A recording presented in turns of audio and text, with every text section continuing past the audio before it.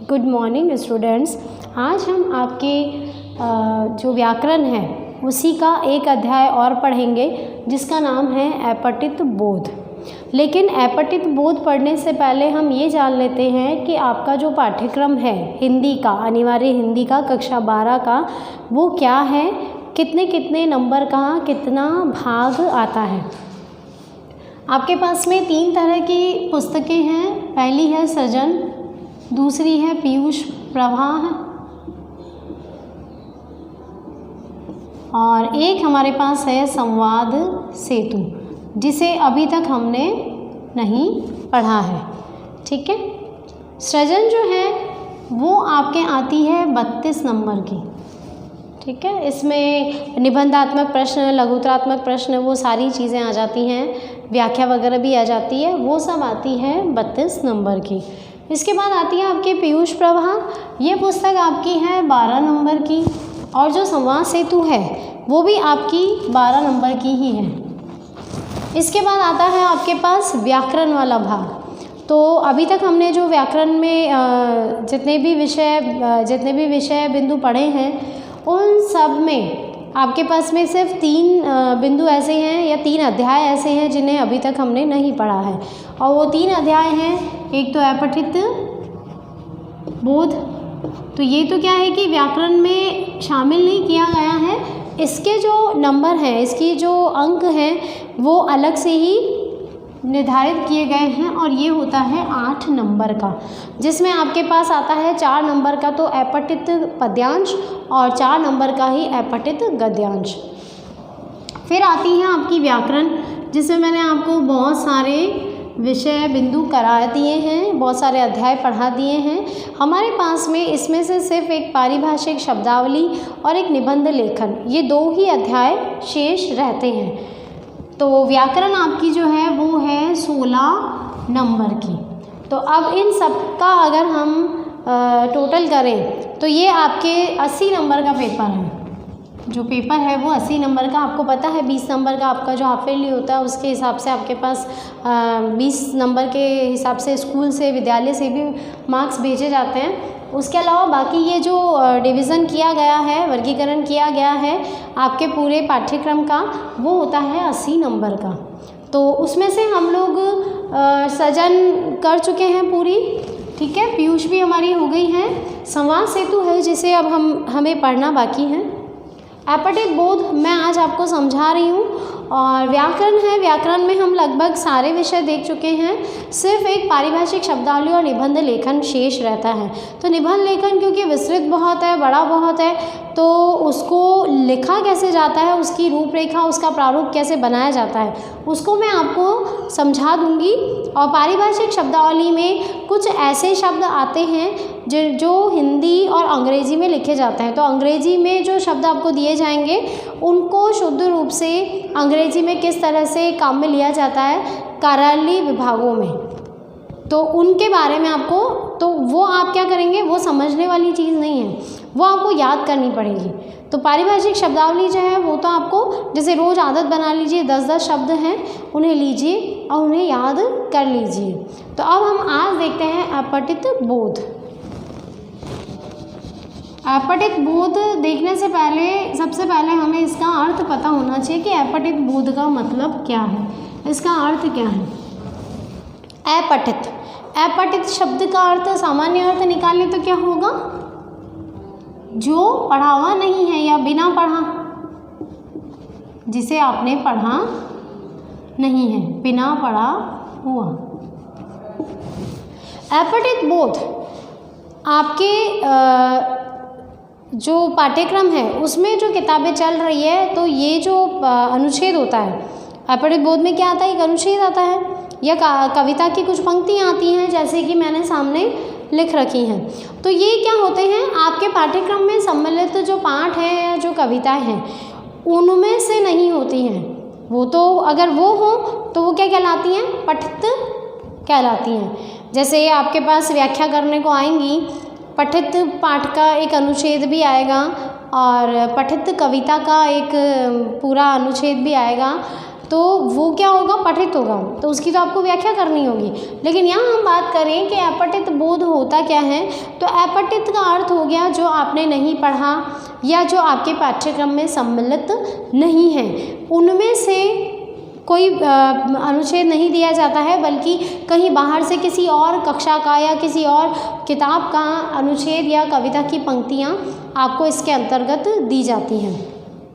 तो अपठित बोध हुआ बिना पढ़ा हुआ अनुच्छेद या बिना पढ़ी हुई कोई कविता। अब हम देखते हैं कि जो अपठित बोध है वो आपके पाठ्यक्रम में 8 नंबर का है, 4 नंबर का ही आपके अपठित पद्यांश है और 4 ही नंबर का अपठित गद्यांश है। तो अब अपठित पद्यांश क्या होता है, तो अपठित पद्यांश को हम काव्यांश भी कहते हैं, यानी किसी कविता की, किसी काव्य की जो है वो कुछ पंक्तियाँ होती हैं। तो अपठित काव्यांश जो होता है वो क्या होता है, ऐसी कविता की पंक्तियाँ जो आपने पढ़ी नहीं हो सकता हो किसी और कक्षा की हो या कहीं और से ली गई हो, लेकिन आपके पाठ्यक्रम में सम्मिलित नहीं है, उस समय आपके लिए वो क्या है, बिल्कुल अलग है, अनजानी है। ऐसे ही अपठित गद्यांश होता है।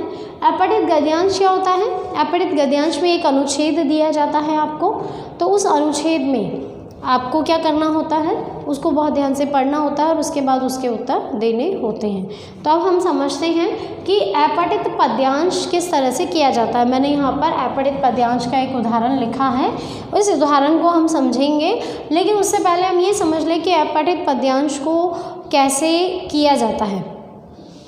अब अपठित पद्यांश आपके समक्ष आता है आपके उसमें एग्ज़ाम के पेपर में, तो वहाँ आपने उसको क्या करा, ध्यान से पढ़ लिया। वो जो कविता की पंक्तियाँ हैं उन्हें आपने बहुत ध्यान से पढ़ लिया।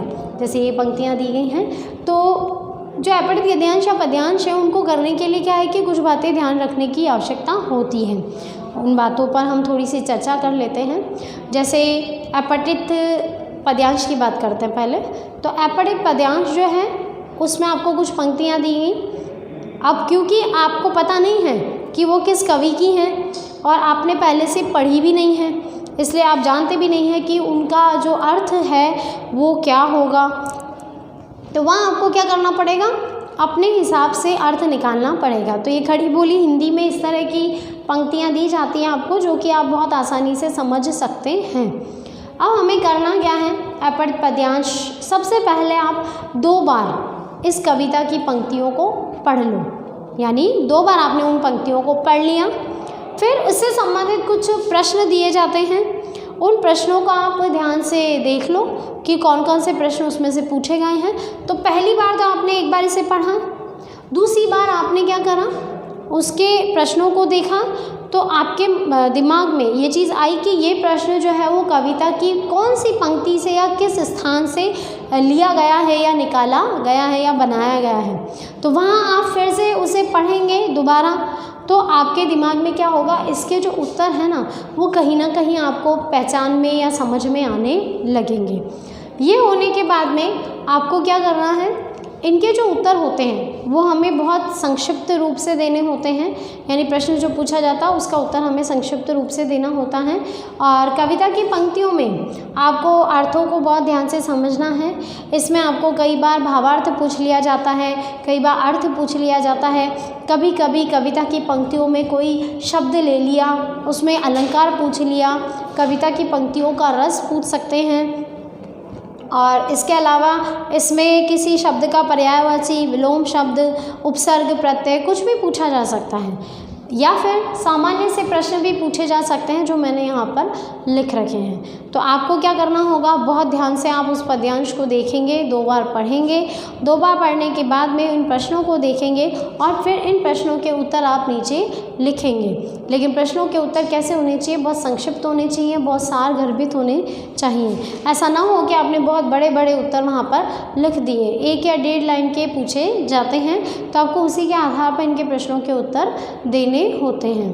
अब हम देखते हैं एक उदाहरण जो कि हमने काव्यांश या अपठित पद्यांश का लिया है। सबसे पहले हम कविता की पंक्तियाँ पढ़ते हैं।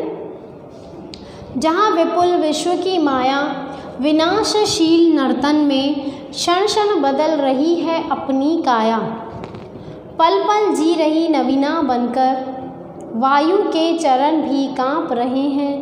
विस्तृत मरु की नीरवता सी उपमा, लहरियाँ लौट रही धरा पर, घायल विशुद्ध सर्पिनियों सी ऐसे में। तुम्हारे लिए ऐसी जगह मैं कहाँ से लाऊं, जहाँ तुम खेल सको निर्भय हर्षित होकर। अब क्योंकि ये क्या है, मुक्तक शैली में लिखा गया है, इसलिए यहाँ पर आपको तुकबंदी या तुकांतता नज़र नहीं आ रही है। ये जिस भी कवि की रचना है तो वो क्या है, मुक्तक शैली में है, इसलिए पीछे आपको कहीं भी तुकांतता या तुकबंदी नज़र नहीं आती है। कहीं ऐसा लगता है शब्द बहुत सारे हैं, कहीं ऐसा लगता है शब्दों की संख्या कम है एक पंक्ति में, तो ये मुक्तक शैली में लिखा गया काव्य है। अब यहाँ पर क्या किया है इन्होंने, इस कविता को पढ़ने के बाद में या इन पंक्तियों को पढ़ने के बाद में हमें ये देखना है कि कवि ने किस विचार से, किस बात से इस कविता को लिखा है या किस दृष्टि से, किस उद्देश्य से लिखा है। तो इसका जो मूल भाव है, मूल अर्थ है, वो आपके दिमाग में, आपके मस्तिष्क में उस समय थोड़ा सा आना चाहिए। एक बार में नहीं आता है तो आप दोबारा पढ़िए, ठीक है। ये पढ़ लिया, इसके बाद में हम देखते हैं कि इसने प्रश्न कौन से पूछे हैं और फिर से हम एक बार इस कविता की पंक्तियों को देखकर इसके अर्थ को समझने का प्रयास करेंगे। देखो, जब अपठित गद्यांश आएगा तो उसमें तो आपको क्या है कि समझने की आवश्यकता नहीं है, लेकिन यहाँ पर समझने की आवश्यकता है, क्योंकि एक तो ये हमारे लिए पढ़ावा नहीं है, दूसरा हमें पता नहीं है किस कवि ने लिखा है, तो किस उद्देश्य से उसने इसकी रचना की है, इसका अर्थ क्या है, मूल भाव क्या है, भावार्थ क्या है, वो आपको उस समय समझकर ही निकालना पड़ेगा। प्रश्न देखते हैं। पहला प्रश्न है, कविता में संसार को कैसा बताया गया है। इसका मतलब हम मान सकते हैं कि ये जो कविता है इस पूरे संसार के जो प्रचलन है उसके आधार पर लिखी गई है। दूसरा है, क्षण प्रतिक्षण किसे नवीनता प्राप्त हो रही है। तीसरा है, वायु के चरण भी काँप रहे हैं से कवि का क्या आशय है। और चौथा प्रश्न है, कवि कैसा स्थान खोज रहा है। तो ये हमारे 4 प्रश्न हो गए। इन 4 प्रश्नों को देखते हुए आप अंदाज़ा लगा सकते हो कि आपको इन प्रश्नों के उत्तर कहाँ कहाँ मिल सकते हैं। तो अब हम इसकी व्याख्या करते हैं, इसके भाव को, इसके अर्थ को समझने का प्रयास करते हैं। जहाँ विपुल विश्व की माया विनाशशील नर्तन में, यहाँ हमें कवि का जो उद्देश्य है वो ये नज़र आ रहा है कि उन्होंने ये संसार कैसा है, इस संसार को उन्होंने कैसा माना है उसके बारे में बताया है। वो कह रहे हैं कि जहाँ विपुल विश्व की माया, विपुल कैसा, विपुल होता है बहुत ज़्यादा अधिक मात्रा में, और विश्व की माया कैसी है, जो पल पल बदल रही है। विनाशशील नर्तन में क्या हो रहा है, चारों ओर विध्वंस, विनाश, ये सब नज़र आ रहा है। और ऐसी माया है, माया किसे कहते हैं, माया हम कह सकते हैं जादू को। तो यहाँ पर हम कह सकते हैं कि ऐसी माया, ऐसा जादू जो कि क्षण क्षण बदल रहा है अपनी काया। तो संसार की काया कौन हो गई, संसार में जो परिवर्तन हो रहे हैं वो उसकी काया यानी उसका शरीर हो गया। यानी संसार में नित्य परिवर्तन जो हो रहे हैं वो क्या हो गए, उसकी काया, उसका शरीर हो गए। पल पल जी रही नवीना बनकर, और क्या हो रहा है, एक एक पल, एक एक क्षण क्या हो रहा है, नवीनता आती जा रही है और नवीन होकर जीवन जिया जा रहा है।